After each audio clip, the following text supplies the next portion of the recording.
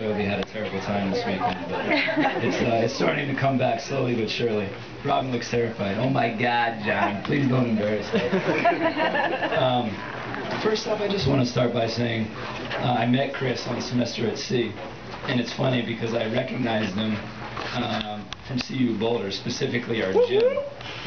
Yeah, there's a few of you out there, and I'm about to get to that. For those of you that went to Boulder with us, you recognize Chris as well, because he is by far the biggest, loudest weightlifter in the history of that state. He does not try to muffle his grunts at all, and he's listening to death metal in his earphones. It's crazy. He's a sight to behold, hard to miss, to say the least. So I recognized him when we first got on the boat, and our paths crossed first in Brazil. And it was in a hotel room on the Copacabana. And, you know, I had perceived him previously to be a big meatball, and he actually ended up being the opposite. He's a genuinely nice person, considerate, and one of the most easygoing guys I've ever been around. And needless to say, we continued to hang out, and 8 years later, we have a friendship that is important to both of us and has spanned nearly the entire globe. So. Fast forward a little bit to, where's my voice? Fast forward a little bit to, struggling. Fast forward a little bit to,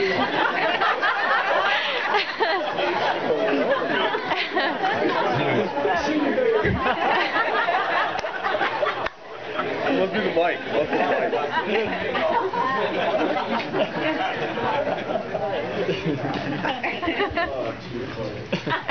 That's not even remotely embarrassing. Anyhow, fast forward to senior year of college, and you know, we had just gotten off the boat, and senior year, one of the first days that we're back at school, Chris gives me a call.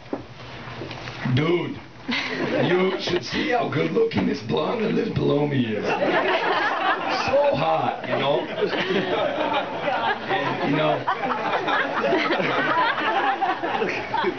you blow it off, you get a lot of calls like that in college, but, you know, I went over there later that week, and I ended up meeting Robin for the first time.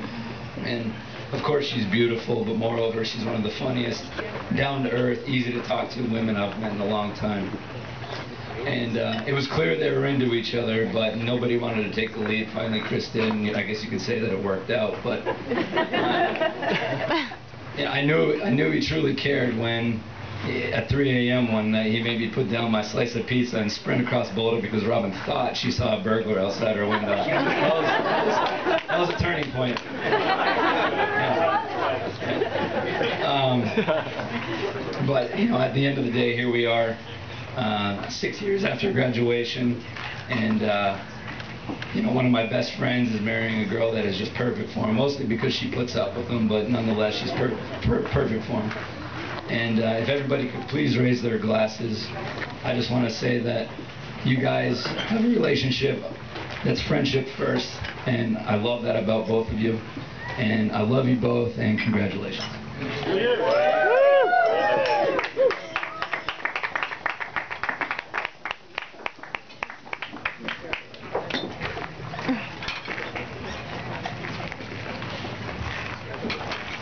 Sorry, Chris, but I have to do this.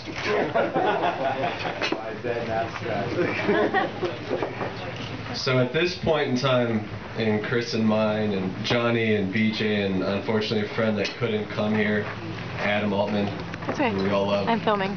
We had been to 6 continents, multiple countries, from shaking old man Fidel Castro's hand to skydiving in Cape Town, which Chris had to wake me out of. Jake Wine. I don't know if it was I comatose? Thank you. Basically comatose. A lot of drinking involved.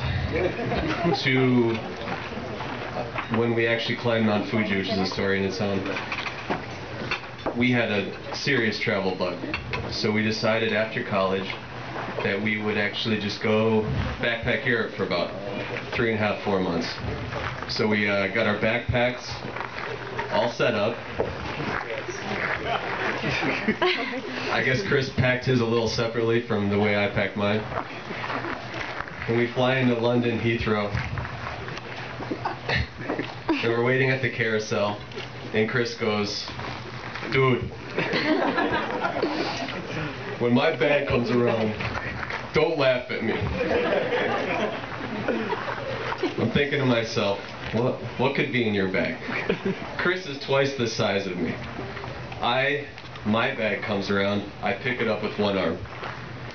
Now Chris, being twice the size of me, his bag comes around and with full force, he yanks it off the carousel. Like, what does this guy got in here? So he goes, "No, dude, you know I've been lifting weights my entire life. You know, hey Pete, Mr. Thonis." Pete and Chris come from a long line of Thonises that could have very well played in the movie 300. He also has the side that Johnny spoke about. The reason I love Chris is intelligence. He's caring. But Chris goes, "You know I've been working out my entire life. I'm not going to go 3.5, 4 months without lifting weights." So I go, "What do you got in your bag?" "I got like 50 pounds of weight in my bag."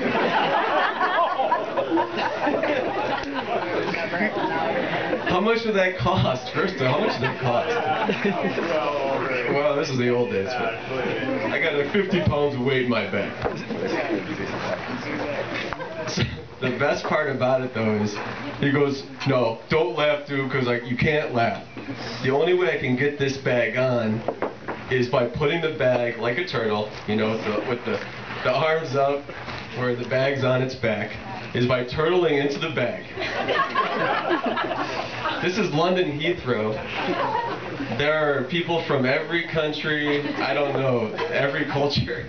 And when he sets the bag down, as big as he is to begin with, and he was twice as big back then, he starts turtling on the ground. I'm almost crying. "Chris," and he's like, "Don't make me laugh." And I go, "Chris, wait, I need to get my camera, I have to film this." "Dude, stop making me laugh." And with one big he pulls the bag up off the ground and inevitably he farts.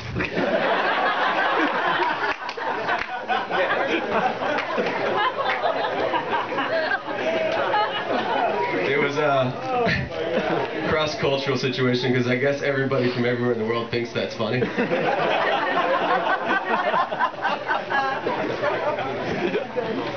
And then we proceeded to do our trip around Europe. We went all over, zigzagging the continent.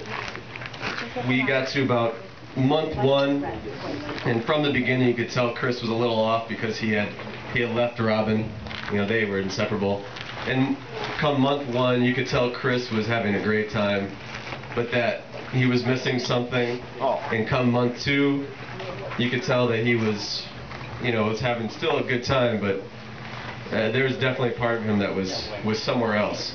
And then there was a breaking point about month 3 where Chris decided, you know what, I've got to go back to my girl. And so he decided it was time to go back, which we all completely understood. And I knew, you know, staring out at Santorini, that this had to be something special, and at some point we would all be standing here today.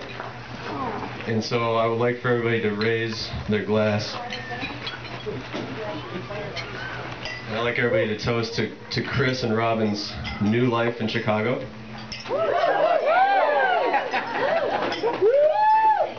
And I'd like to also say I'm very jealous that you're going to Bora Bora. Keep in mind, the French being the French, don't lift a lot of weight, so you might want to bring some weight along. Well done.